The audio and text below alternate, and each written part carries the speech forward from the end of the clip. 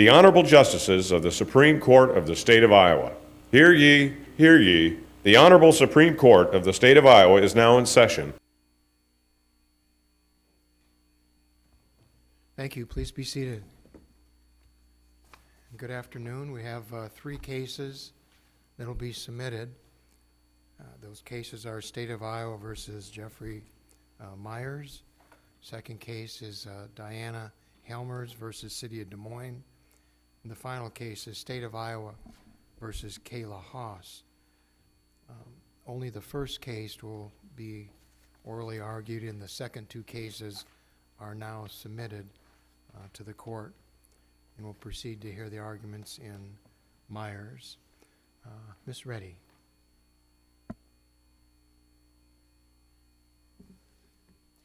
May it please the court, counsel. I am Vidhya Reddy, and I am here on behalf of defendant appellant Jeffrey Myers. Mr. Myers appeals his conviction for operating while intoxicated first offense. The conviction was entered following a bench trial on the minutes of testimony. And on appeal, Mr. Myers urges that this court should conclude the evidence was insufficient to establish the offense, specifically that the evidence within the minutes of testimony failed to establish the actual presence of any controlled substance in Mr. Myers' person as measured in his urine. The minutes, by their terms, established only the possible presence of a controlled substance. Specifically, the minutes included a DCI lab report indicating that Mr. Myers' urine sample had been subjected to an initial screening test, screening positive for amphetamines and for marijuana metabolites. However, that report explicitly stated that a positive screen indicates only the possible presence of a controlled substance. It indicated further that confirmatory tests would follow. However, nothing in the minutes indicated that the sample was subjected to confirmatory testing. Did it quantify the amount detected? 62 nanograms or something like that? It did appear to include a quantification for the initial screening test. Is that sufficient to meet the any amount statutory standard?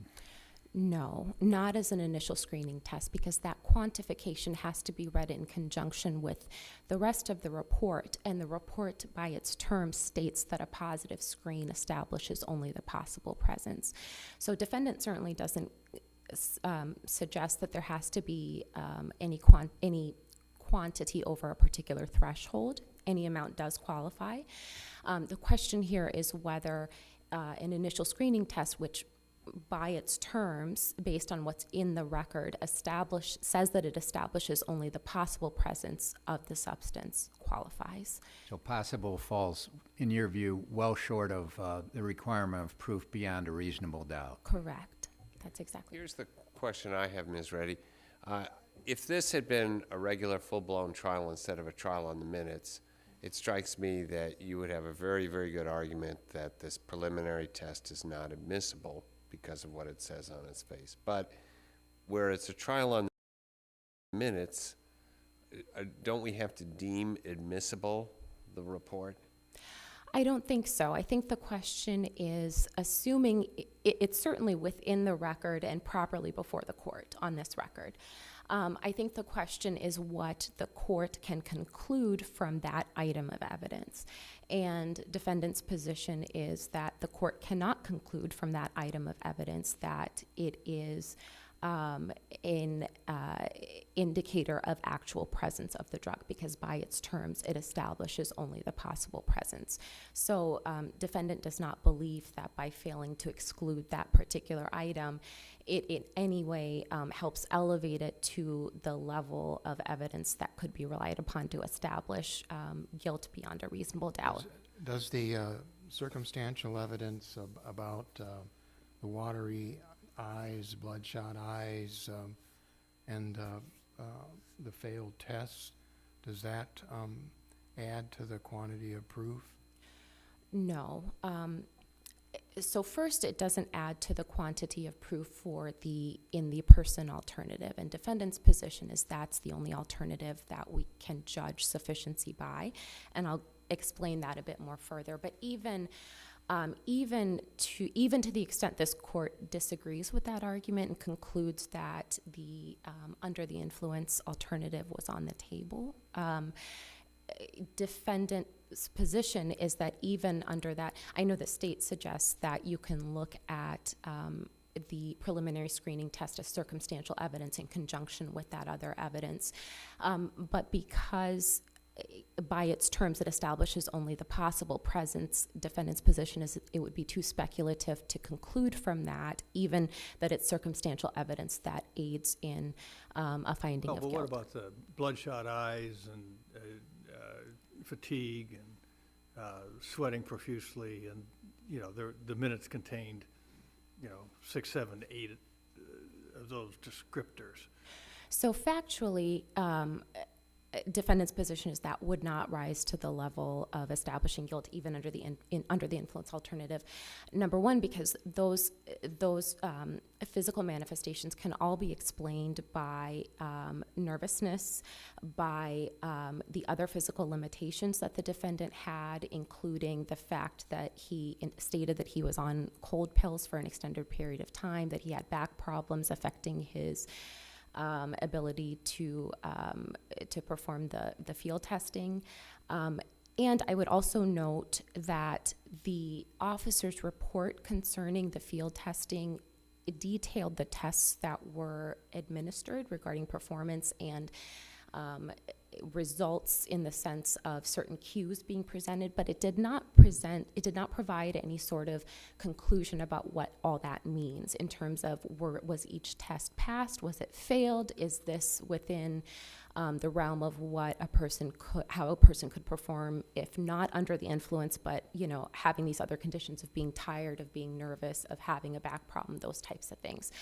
The other point, the legal issue, is defendant's position is that when evaluating sufficiency, this court should limit its evaluation to the in the person alternative, and that we cannot use evidence that might, or we cannot consider the under the influence alternative when evaluating sufficiency. And the reason for that is because both of the way that the state limited the definition of the crime when presented to the court at the bench trial in the minutes, so the way the equivalent of how they marshal the offense. In a jury trial, we say the way that the offense is marshaled to the jury controls, even if there are other alternatives that were initially charged, but it's not marshaled to the jury under those alternatives. The marshaled alternatives All right, control. well, if we just focus on element C, that there's any amount of controlled substance as measured in this case in urine, I understand the state's argument is that because this was just the initial test, that it could be a false positive. Is that right? And then therefore that's insufficient to support a finding beyond a reasonable doubt. But with the other evidence that was acquired at the scene of the stop, the bloodshot eyes, the watery eyes, and all of that, does that evidence bolster the state's case on that element of proof that that makes it more likely that there was a controlled substance as measured in the urine? I don't think so. And again, I think because that behavior can be explained by reasons other than the existence of a controlled substance in his person. Well, that's a jury argument, but could the fact finder conclude that these other factors, 6, 7, and 8, how many there were, could support the conclusion that it was not a false positive, that the initial test did in fact measure some amount of a controlled substance? Again, defendant's position is that no, because of the fact that first, when you're evaluating the presence of the drug in the urine, if we're limiting ourselves to that statutory alternative, the statute is very specific that the measure of guilt is the presence in the person as measured in the urine by that particular measure.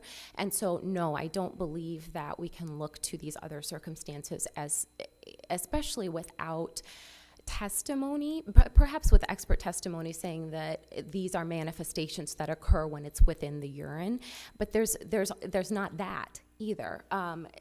And so I think we have to evaluate guilt on that alternative by the terms of the statute, which is, was there any quantity in his person as measured in his urine? And so on this record, we cannot conclude that there was. You mentioned that the defendant argues that it was only marshaled under subsection C. But if you want to talk about marshaling, wasn't it technically marshaled to the court in the form of a trial information? I don't think so. It was a bench trial on the minutes, right? Correct. It was a bench trial in the minutes. It was initially charged with language using both subsections A and C in the trial information. Did the state ever amend it to remove one of those two? It was not amended, but the question of how it's charged in the trial information and how it's actually submitted to the fact finder are two distinct things. So in the context of a jury trial, it's not uncommon for us to see it marshaled in a way that is not the same way or all the alternatives But that we're were not initially talking charged. a jury trial, right? Correct. Okay. But we are talking about how it's submitted to the fact finder and how it's submitted to our... Is there anything in the record to indicate that when it was submitted to the court that the state was either withdrawing or the court had overruled one of those two sections?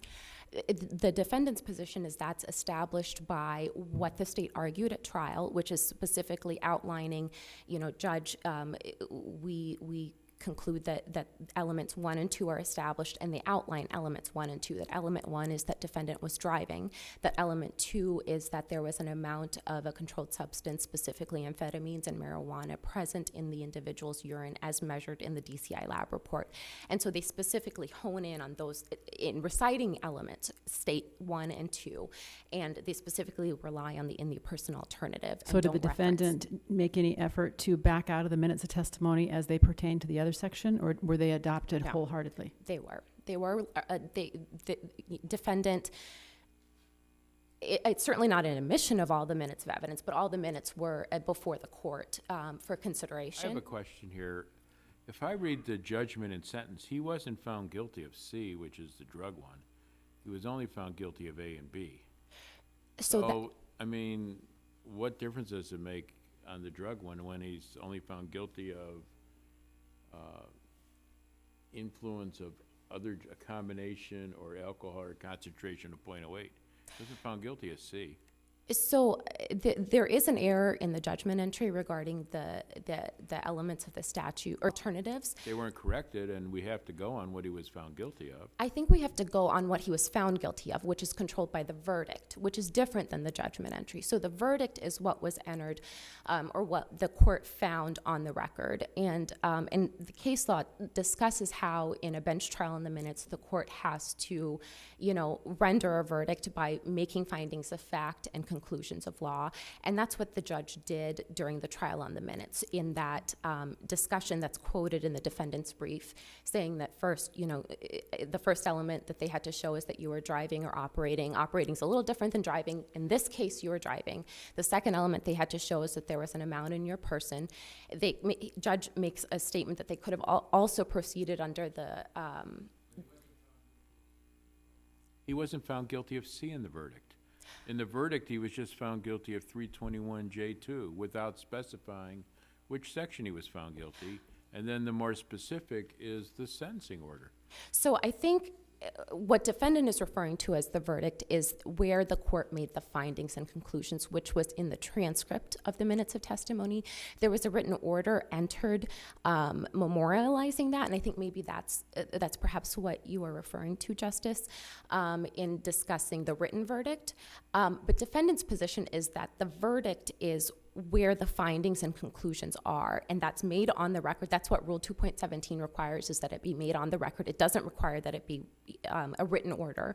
And so defendant's position is that the verdict is the judge's statements, the findings and conclusions that were made at the trial on the minutes. And that's where the reference is made to the person alternative. Transcript's not contained in the appendix, I see. It's not in the appendix. The rules do not require that, and our office's position has been because of limited I resources. find it helpful, by the way, and I've said this at your CLEs, that I find it helpful when you put, if it's just a few pages in the appendix. But I did look at it, and it looked like Judge Newell said that the second element is a detectable level of controlled substance. Then he said they could also prove you were under the influence of something. Then all we have after that is kind of a general verdict. So I guess I don't totally follow your argument that even if we say that there was insufficient evidence under the any detectable level alternative, the state can't go back and attempt to show that your client was under the influence.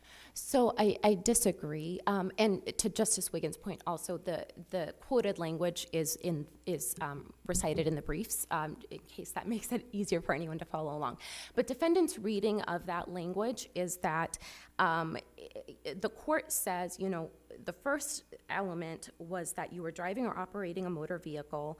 And they say, and judge says, operating is a little different than so he kind of acknowledges that there are other statutory alternatives, kind of, right?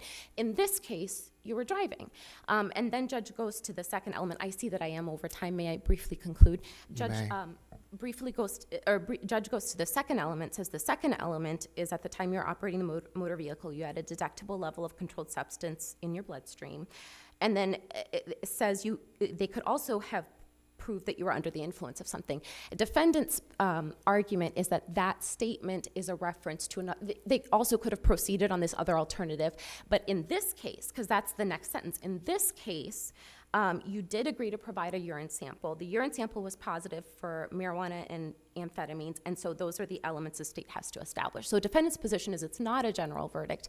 It's equivalent to a special jury verdict because we have these findings, and these findings control for sufficiency. Thank you. Thank you as well, Ms. Reddy. Ms. Hines, you're back again. Can't get rid of me. May it please the court, counsel. The district court and court of appeals correctly found that there was sufficient evidence to support the defendant's conviction of 321J2 under either the alternative of under the influence or under the alternative of with any controlled substance in their. And just to clarify, isn't it correct? It's my understanding that the trial information contained a Scribner's error. Yes. That it charged under A and B, but then they wrote out B as the C provision. That's exactly right. And then that Scribner's error was simply carried over to the judgment entry. Exactly. So the prosecution from the get-go was A and C. Yes, Okay. I totally think that's the right way to interpret it. If it's a general verdict, don't you have to have proof of both elements and sufficiency of evidence on both A and C, I guess, or if you're going, or B and C, whatever you're going on, in order for the verdict to be upheld? It's the state position that there is sufficient evidence under either. Well, not either, it has to be both. Both. Yes. There's sufficient evidence under both. Counsel, this requirement of confirmation of a field test, a screening test, is, as I understand it, a feature of federal law, either statute or rule, I don't recall which. But can you tell us a little bit about the historical derivation of that rule, and why it is that under the federal law there seems to be an expression of a lack of confidence in the screening test, such that further testing should be done before action is taken? I'll try. I don't know that much about that, but I do know that in our statute Iowa only talks about initial tests. And if you look at the chart that shows detectable levels in the federal rules, it shows initial tests, and then it shows confirmatory tests. And our statute, our administrative code only adopted the initial tests. So what do you make of the a reference in the test result of the possible presence of drugs rather than You know, the actual presence. I feel like it probably has some laboratory meaning that I'm not sure I understand. But I think that with the actual amounts listed, maybe they're just covering every base. But I think a positive screen means the possible presence, but it's the initial screening. So, and that's what our code and administrative code require. We have, I think Justice Mansfield has an interesting point where we've got the minutes of evidence here. Then that means our universe of knowledge arguably is fairly contained. The National Highway Safety Administration would tell you that a positive screen cannot be used as evidence, but there was an evidentiary objection, but cannot be used as evidence because of its lack of reliability, because of false positives and cross-contaminations and so forth.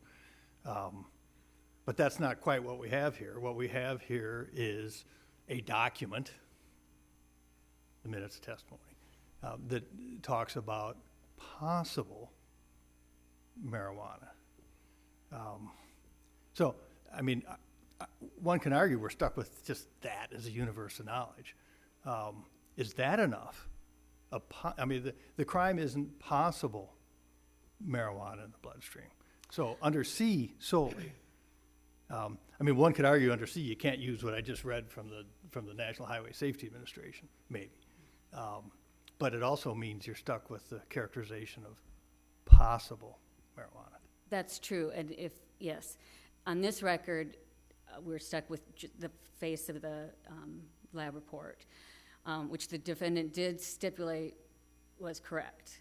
So we already know that he's at least admitted. He's admitted that there's a possible marijuana. Possible, right. In a trial, however, the district or the state could call a witness to explain exactly what that means. We don't have that. We don't have it either way, quite frankly. But by stipulating the minutes that said possible, I think that he foreclosed that opportunity to challenge it on that basis. Am I correct that word possible, I don't have the document in front of me, is on the lab's report? Yes. So that's, are you aware that, I know as far as that challenge in other parts of our judicial branch as well, like in juvenile court, initial screening is never enough anymore because it has such dire consequences that I think DHS pretty much across the state now requires that confirmation. And there have been times when it did not confirm. And you can imagine what would have happened between those 2 points without it. So there's the danger. Now we have a form here that the state is proposing. So your own form has that word possible in there. So maybe you could comment on that. Perhaps maybe a different company needs to be used, a different form, because maybe a different company can get rid of the word possible by having some other form of testing that's more stringent. That's true. And I think if this form was the only thing that was submitted to the district court to make its findings, the defendant may be correct that there would not have been enough evidence. But this form was submitted along with all of the evidence in the minutes of testimony, providing that the signs and behavior that the defendant showed that also were consistent with being on a controlled substance. In fact, the second police officer that arrived in his report, he said, we both agreed something was on board. So he was acting in a way that supported, corroborated the possible presence of... That would be true in the circumstance I gave you as well. There's never just a test. There's something that gets someone's attention, whether it's bad parenting or whatever it may be, horrible choices. And that test is used to corroborate in a sense, just like you're saying now. Mm-hmm. But don't tests tend to carry a lot of weight like they do in that juvenile setting or in this criminal setting when you have a document by a lab? Doesn't it tend to perhaps bear more weight than some of the other titillating information that you've provided regarding the person's intoxication? I would agree that's true under the alternative 321J-C, that report has much weight. In fact, if you have the confirmatory test, I think that report alone would be able to prove the offense. So this form, I don't know enough about the laboratory to understand exactly what it means, but I do know that it was a positive screen for amphetamine and marijuana, and that it contained specified amounts of those drugs. Well, Ms. Hines, aren't we undermining the reasonable doubt standard, our standard in criminal law, by permitting guilt, even if it's has some additional circumstantial evidence, but permitting guilt to be based upon a preliminary initial test when there is a confirmation test that is available and is used in other court systems in the federal and system and other states? I don't think. Shouldn't we demand that there be a confirmation of initial screening that we all agree can be a false positive? That would definitely be the better practice, but Shouldn't we demand that in our system of justice? I would say, though, that this evidence is reviewed in a light most favorable to the state. And in a light most favorable to the state, a positive screen corroborates his behavior to show that he had controlled substances in his system. What if we focus only on the lab test? Are you conceding that the recitation of the quantity alone is not enough in view of this language about a possible? I hate to concede that without more knowledge about what that means, and I don't know what the report means exactly. Well, that's my point about the minutes, quite frankly. I mean, I think it cuts both ways. I think it cuts maybe negatively for her, too, because there may be expert testimony that might have been available out there to aid and also to aid you, but we're kind of stuck with what we have. And I want to turn the same issue about stuck with what we have minutes to some of the characteristics that were observed. Again, the watery eyes and dizziness and so forth. Now, I didn't think there was anything in the minutes linking those features to marijuana use. A lot of them struck me as common cold, watery eyes, bloodshot eyes, tired, et cetera, et cetera. Brown tongue, I don't know. I mean, does NyQuil do that? I mean, I don't know. Brown tongue struck me, brown, greenish, or whatever it was, struck me as kind of odd. But the rest of it is consistent with innocence. Help me understand why we think we can make the inference that these are symptoms of marijuana use. Right. Well, the officers who interacted with the defendant stated that there was something on board, meaning I think some controls. NyQuil? What? NyQuil? I think in the way they meant it in the report was that it was not NyQuil, that it was probably something else. The defendant admitted that he had used drugs in the past when he talked to the police. And the continued system, NyQuil doesn't explain some of the other symptoms, and it's not in the record, but I think the brown tongue is correlated with marijuana use. We don't, I mean, it's kind of hard to know. I don't know if the court knew that, but it's not. And then the other issue I kind of have is that although there was some recitation of, various tests that were done too, on the scene testing and so forth, but I didn't see anything that said, well, you know what, all this put together makes us think marijuana use. I mean, it's just not there.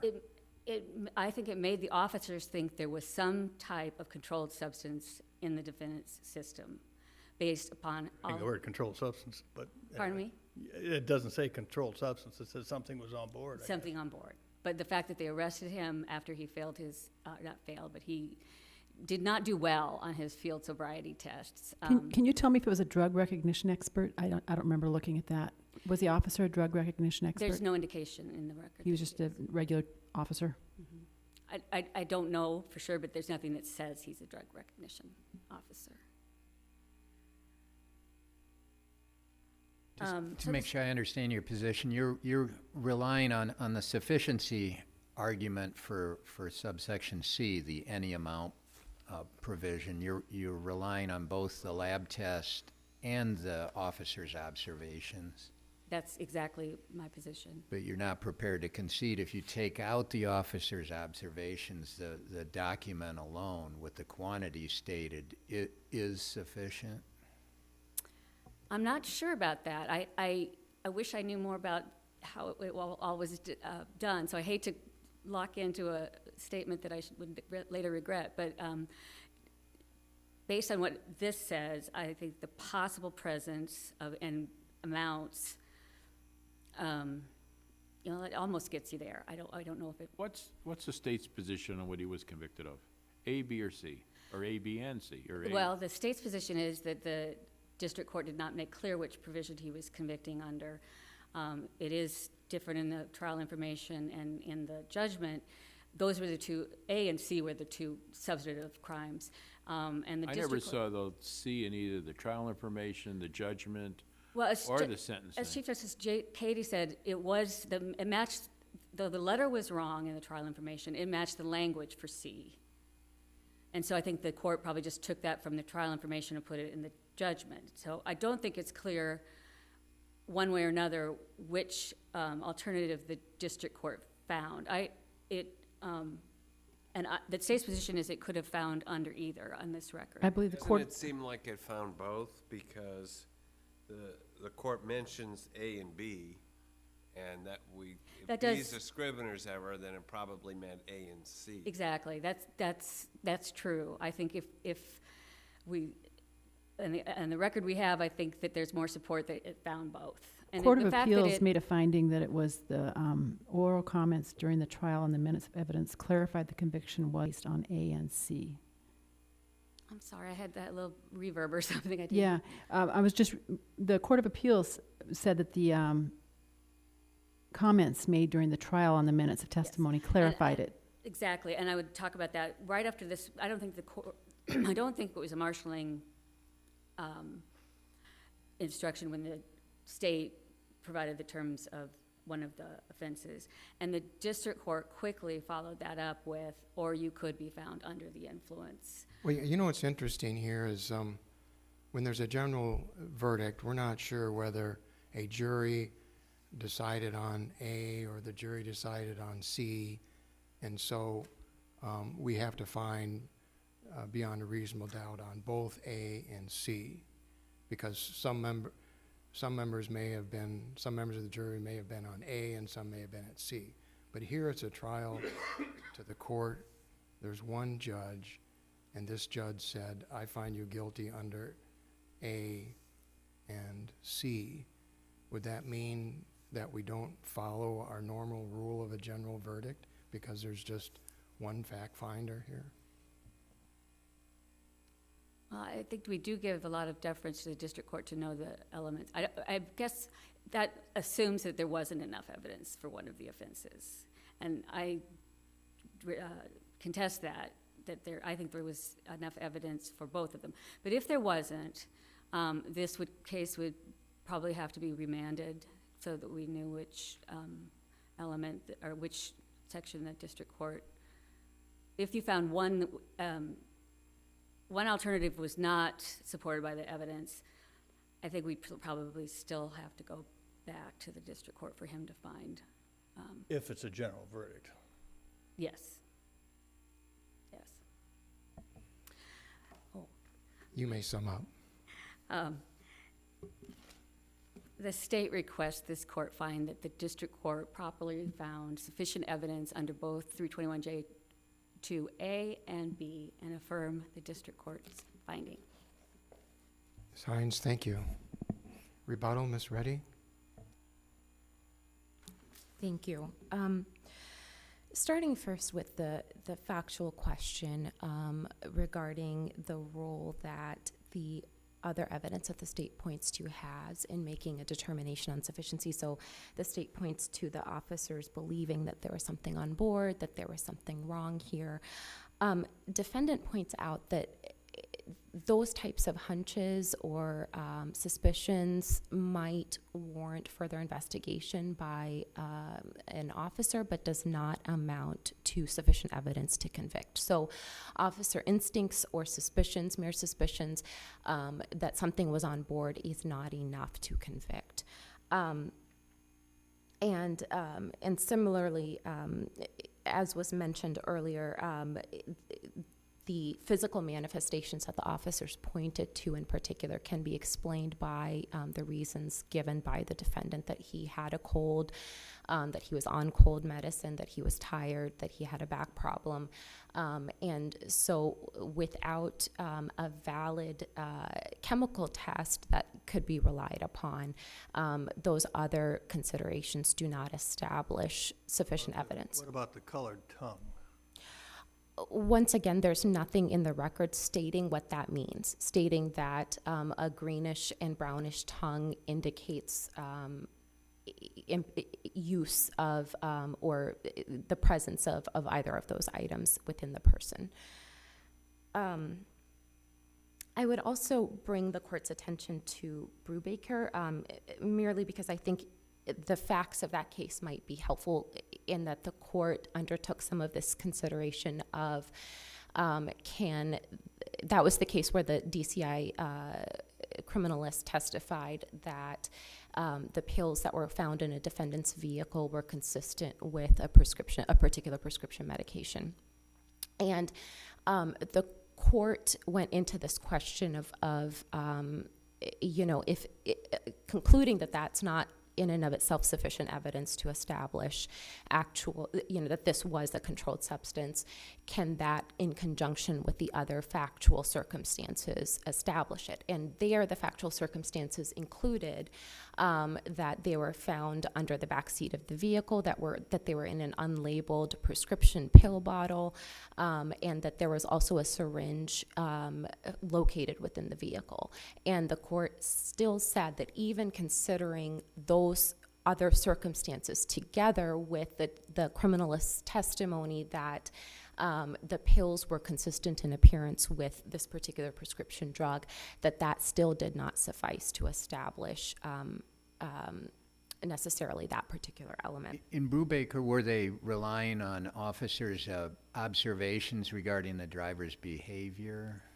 I don't believe so, no. Does Brubaker then support the proposition that in proving the subsection C any amount prong, you can consider other evidence? So that particular statute was actually not at issue in Brubaker. Brubaker involved possession of a controlled substance. So no, defendant's position is with regard to the any amount present as measured in the urine, we've got to limit ourselves to what's contained, to the terms of the statute, to what's within the urine.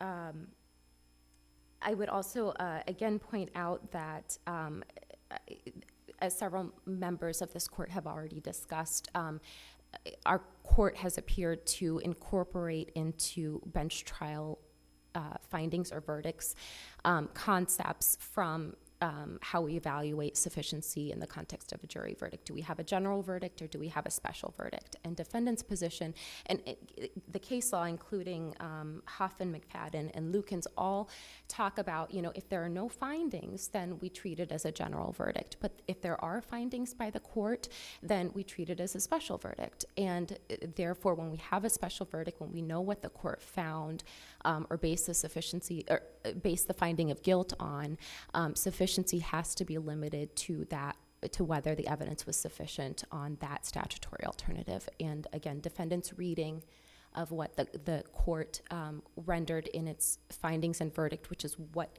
judge stated during the trial on the minutes, the transcript of the trial on the minutes, it was limited to the in the person amount. But again, Judge Newell, he did say they could prove the other alternative, and then if you look at I'm just gonna have to pay $2. But then if you look at the other alternative, if you look at what's on the judgment, he mentions both A and B, the B being probably an error where he meant C, so it sounds like he actually found both, right? Again, what defendant would suggest has likely happened is an entering the judgment entry. It was copied over from the trial information. But again, in evaluating what the court's verdict was and what its special verdict is, we're limited to its findings and conclusions, which were made on the record during the hearing. And so that's the language that defendant would rely upon. With that, defendant respectfully requests his conviction be reversed. Thank you. Reddy, thank you as well, and Ms. Hines, thank you again. Thanks for your double duty, too. I know it's not easy to do 2 cases in a day, but thanks. The case of State versus Myers is now then submitted, and the bailiff may adjourn. Hear ye, hear ye. The Honorable Supreme Court of the State of Iowa is now adjourned.